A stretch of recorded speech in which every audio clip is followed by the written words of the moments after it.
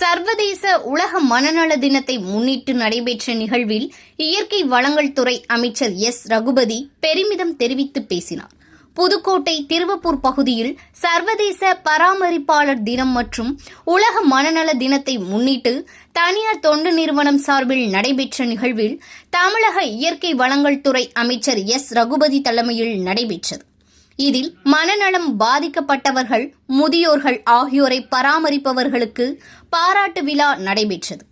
அப்போது பேசிய அமைச்சர் எஸ் ரகுபதி, மாவட்டம் முழுவதும் உள்ள கிராமப்புற அரசு மருத்துவமனைகளில் மனநல மருத்துவர்கள் மற்றும் முதியோர்களுக்கான அனைத்து மருந்துகளும் இருப்பு வைக்க அனைத்து நடவடிக்கைகளும் எடுக்கப்படும். எனவே நமது தமிழக முதல்வர் மு.க.ஸ்டாலின் கல்விக்கும் மருத்துவத்திற்கும் மட்டும்தான் அதிகம் முதலிடம் கொடுத்து நிதி ஒதுக்கியிருக்கிறார். ஏனென்றால் கல்வி மனிதனை வாழ்க்கையில் உயர்த்தும், மருத்துவம் உயிரை காக்கும் என்ற அடிப்படையில் ஆட்சி நடத்தி வருகிறார் என பெருமிதம் தெரிவித்து பேசினார்.